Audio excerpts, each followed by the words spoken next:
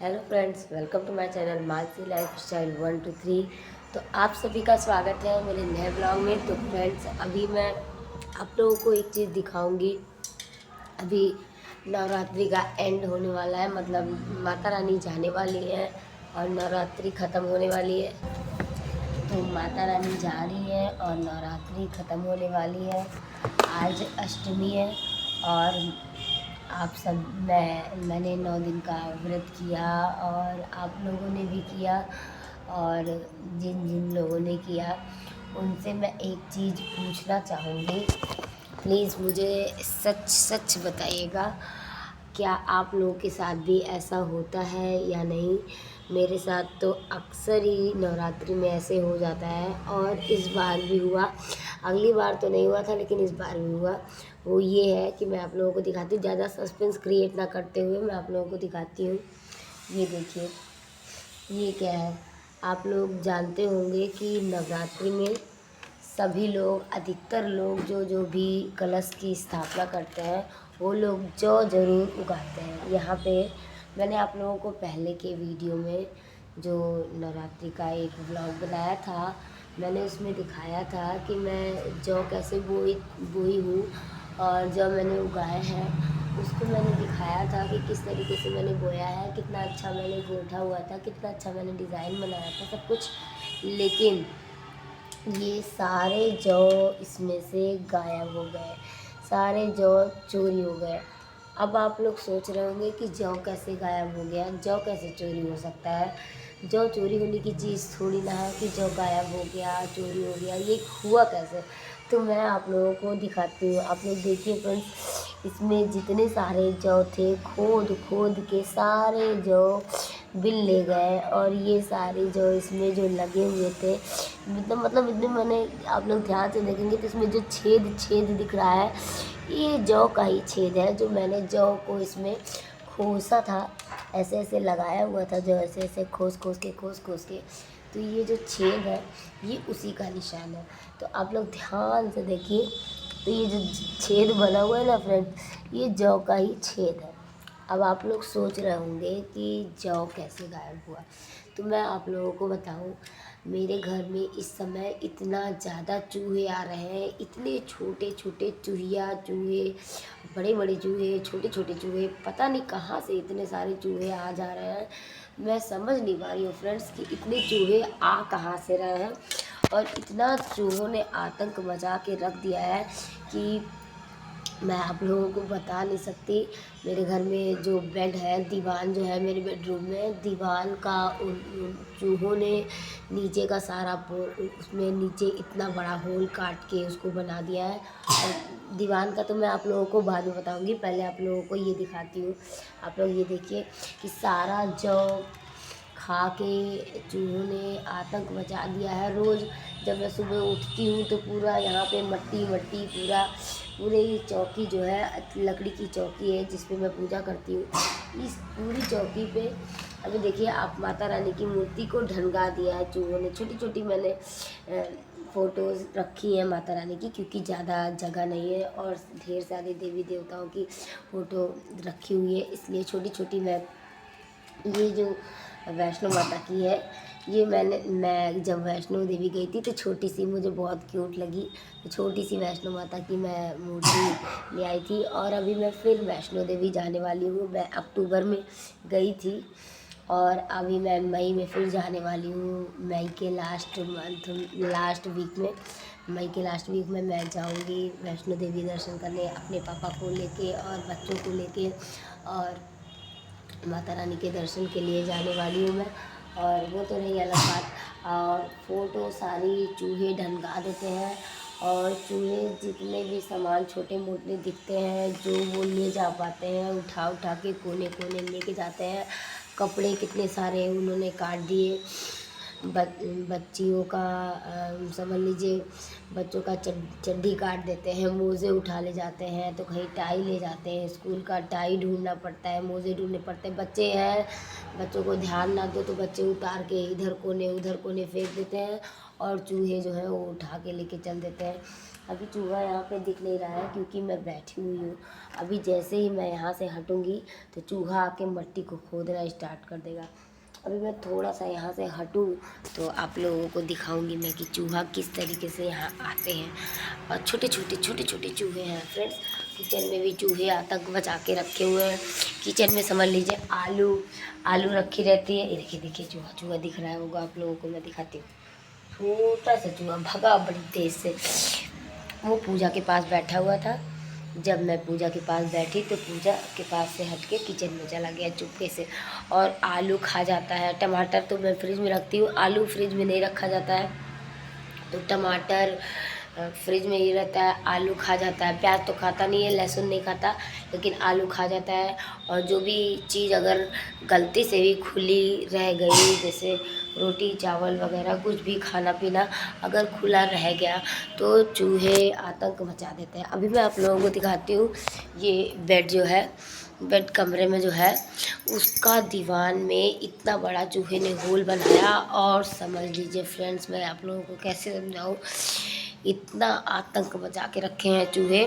आप लोगों के यहाँ भी चूहे आते होंगे, और जिनके यहाँ चूहों ने आतंक मचा के रखा है फ्रेंड्स, मुझे कमेंट में ज़रूर बताइएगा। और अगर किसी के पास इन चूहों का देसी इलाज हो जिनसे ये चूहे भाग सकें तो वो भी मुझे फ्रेंड्स ज़रूर बताइएगा। मैंने यूट्यूब पे बहुत सारे मेथड्स देख लिए हैं और बहुत चीज़ें फॉलो भी की हैं, बहुत चीज़ें करके देखी, लेकिन चूहे जाने का नाम नहीं लेते।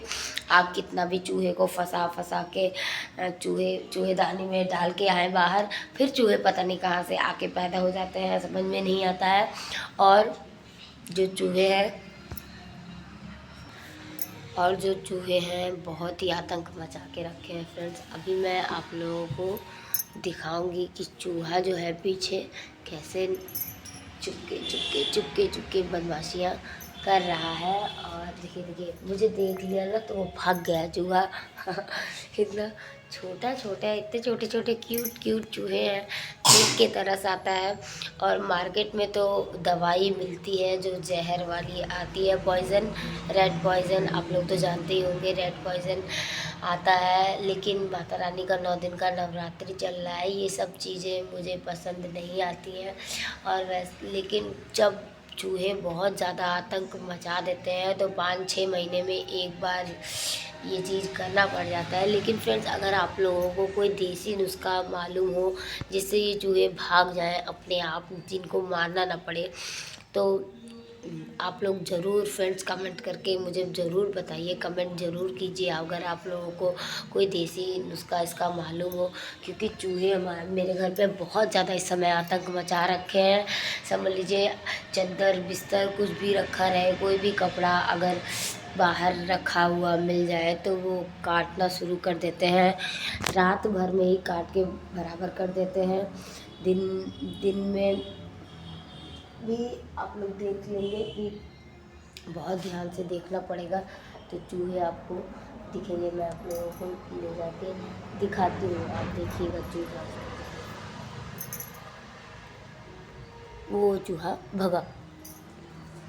आप लोगों ने ध्यान से नहीं देखा होगा, ध्यान से देखते तो आप लोगों को दिखता कि चूहा किस तरीके से माता रानी के पास। अभी एक चूहा लड्डू गोपाल के पास बैठा हुआ है और खुटपुट लगाया हुआ है। 2 चूहे हैं, आप लोग ध्यान से देखेंगे तो 2 चूहे दिखेंगे। और जो आतंक मचा के रखे हैं भगवान, मैं आप लोगों को परेशान हो गई हूँ, कैसे बताऊँ आप लोगों को, इतना ज़्यादा परेशान कर दिए हैं ये चूहे कि पूछो ही मत। इतना आतंक मचा रखे हैं, सारा जौ खोद के खा डाला इन्होंने। और अब समझ लीजिए कि एक भी जौ जमने नहीं पाया। इतने बड़े जौ, कुछ जौ तो इतने बड़े हो गए थे 2-3-4 दिन में, उनको भी खा डाले सब खोद के। मतलब जमता वो चूहा अगर खाता ना तो वो जौ जम के बड़े होते। अगली बार मेरा जौ जो निकला था बहुत बड़ा हुआ था, क्योंकि अगली बार चूहे नहीं थे, इस बार चूहे आ गए हैं तो बहुत आतंक मचा के रखे हैं। और बहुत सारे लोग कहते हैं कि अगर जौ नहीं जमता है तो ऐसा होता है वैसा होता है, जौ जमता है तो माता रानी की कृपा होती है। लेकिन मेरा कहना ये है कि जौ जमे या ना जमे उससे माता रानी का क्या है कि माता रानी तो कृपा करेंगी ही, लेकिन जौ जौ जम तो रहा ही था ना। जब उसको खोद के चूहे ने खा ही लिया तब उसके लिए क्या किया जा सकता है। अब चूहा खा रहा है तो किसी का पेट ही तो भर रहा है, तो उसके लिए क्या किया जाए। अब चूहे को मारा भी नहीं जा सकता है ना, फिर अगर हम चूहे को मारने के लिए जहर रखें और चूहा मर जाए तो वो ज़्यादा पाप उससे मिलेगा कि जौ ना उगने से हमें पाप मिलेगा। तो इसलिए मैं जहर वहर अभी नहीं रखना चाहती। और बहुत ज़्यादा चूहे ने आतंक मचा के रखा है, समझ लीजिए घर में 10-12 चूहे तो होंगे ही होंगे। और छोटे छोटे चूहे, इतने छोटे छोटे चूहे ज़्यादा हैं। बड़े वाले चूहे जो हैं वो शाम के टाइम ही ज़्यादातर दिखते हैं, दिन में वो कहीं छुपे ही रहते होंगे मुझे लगता है। और घर के पीछे खेत है तो खेत से मुझे लगता है कि वो जो बड़े चूहे हैं वो खेत से आते हैं और वो अपना उनके बच्चे जो हैं वो घर में टहलते रहते हैं। चूहिया और चूहिया के जो छोटे छोटे बच्चे हैं वो सब घर में ही इधर उधर टहलते रहते हैं, अपना खाना पीना करते रहते हैं। और जो चूहे दीवान में, मेरा जो दीवान है उसमें तो मैंने आप लोगों को अभी डिटेल में बताया ही नहीं। दीवान में इतना बड़ा होल किया। अब दीवान जैसे बेड का पोर्शन होता है, मैं आप लोगों को दिखाती हूँ। मेरा बेड पुराना हो गया है थोड़ा सा, तो ये बेड है, समझ लीजिए ये बेड है। तो ये जो चौड़ा इतना बेड है, तो इस बेड में ड्रॉअर बना हुआ है। तो ये जो ड्रॉअर बना है ये थोड़ा चौड़ा है, तो इसके नीचे का ये जो पूरा नीचे तक का ये पोर्शन है ना, ये समझ लीजिए 1.5 बीते की चौड़ाई है। 1.5 बीते की जो चौड़ाई है और ये लंबा है, डबल बेड है और 1.5 बीते की चौड़ाई है। तो आप लोग समझिए 1.5 बीते की जो चौड़ाई है और समझ लीजिए कि ये डबल बेड का के जितना लंबा है, तो उतनी दूर में चूहों ने अंदर से होल करके काट के होल करके उसमें समझ लीजिए चड्ढा, बच्चों का चड्ढा, चड्डी, बनियाइन, मोज़े, टाई, बेल्ट और टी शर्ट, 2-3 टी शर्ट, मतलब समझ लीजिए एक झोला भर के कपड़ा उसमें से निकला। मैं सफाई कर रही थी, अभी 2-3 दिन पहले मैं सफाई कर रही थी। बच्चों का दरअसल क्या था कि बच्चों का मोज़ा एक भी नहीं मिल रहा था, चड्डी एक भी नहीं मिल रही थी, और जब नहाने को हो, जब स्कूल जाने को हो तो बड़ी दिक्कत हो रही थी। तो मैं सोच रही थी कि ये मोज़े जा कहाँ रहे हैं। पूरे घर भर में ढूंढ डाला मोज़ा, पूरे घर भर में ढूंढ डाला टाई, पूरे घर भर में ढूंढ डाला चड्डी, पूरे घर में 2-3 टी शर्ट गायब थी, उनको भी पूरे घर में ढूंढा गया। चड्ढा ढूंढा गया, बच्चों का जो चड्ढा हाफ निकर आती है उनको हमारे यहाँ चड्ढा बोलते हैं, तो हाफ निकर जो है पूरे घर भर में उन सबको ढूंढ डाला, लेकिन मिला नहीं कपड़ा। तो हमने सोचा कि ये जा कहाँ रहा है आखिर। तो मैंने गेस लगाया कि सब जगह पे तो मैंने देख डाला, पूरे घर में मैंने छानबीन कर डाली, बक्से के नीचे, बेड के नीचे और तखत के नीचे, फ्रिज के नीचे, अलमारी के नीचे, अलमारी के पीछे, मतलब जितनी भी जगहें थी घर में देखने लायक जहाँ पे चूहा ले जा सकता है, मैंने सारी जगहें देख डाली और वो नहीं मिला। तब फिर मेरे दिमाग में आया कि अब मुझे दीवान खोलना पड़ेगा। तो मैंने बेड का जो दीवान होता है ना उसको ढक्कन उठाया और मैंने देखा कि उसमें इतना बड़ा होल हुआ है। तो मैंने देखा होल में हाथ डाल के, तो उसमें से कपड़ा निकला। तब मुझे आइडिया आया कि अब इसी के अंदर ही सारा कपड़ा गया है। और उसमें साइड के जिधर तरफ सनमाइका लगता है उस पीछे की तरफ, उस तरफ सिर्फ सनमाइका में थोड़ा सा दीमक लग गया था, तो वहाँ पे बड़ा होल, इतना बड़ा होल हो गया था।